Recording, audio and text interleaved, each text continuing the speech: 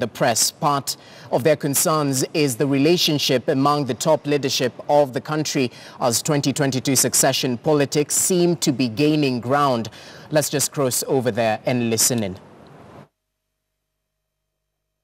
All right, we will cross over to that particular press briefing later on in the broadcast. But first, let's take a look at the state of the economy, where Kenya's economy has remained resilient despite many hurdles. That is the assurance of the Central Bank Governor, Patrick Njoroge.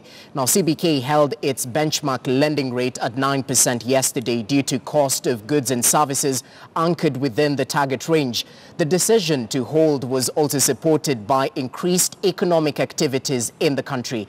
Central Bank Governor Patrick Njoroge spoke to journalists on the borrowing rate and other economic indicators. Let's just listen in. So economic growth, the data that we had relate to Q1 through Q3, so the first 3 quarters of 2018. And as we have mentioned before, the economy expanded quite robustly, or quite quickly, at 6%. This is compared to 4.7 in a comparable period in 2017. Agriculture rebounded quite well, and also the services sector have continued to rebound quite well. The services sector grew by 6.6% in those 3 quarters. You can see that the dynamism that we are seeing in the economy is really, a lot of it is in the services sector. And that is something we need to think about going forward. Now, bottom line is that the economy remains quite vibrant.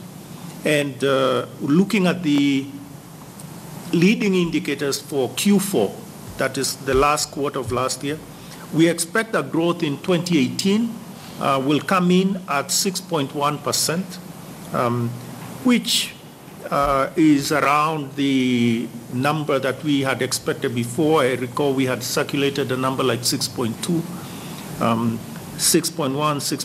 That's well within the range of error, as one would say. So that's not, but you can see it's much more.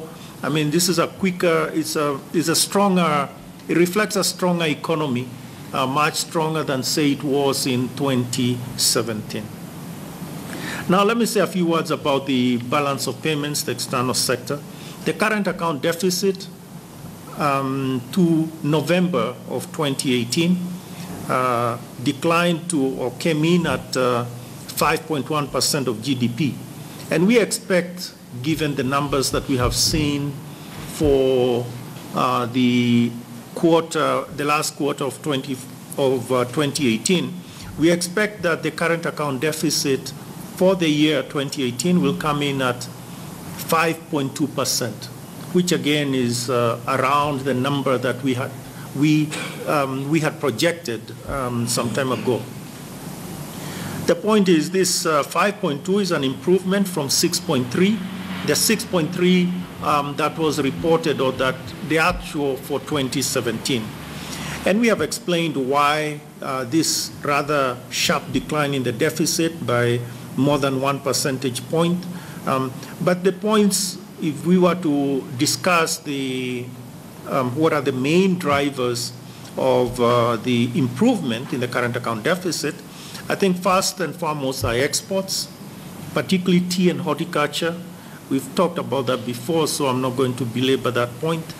Imports, declines in transport and equipment, partly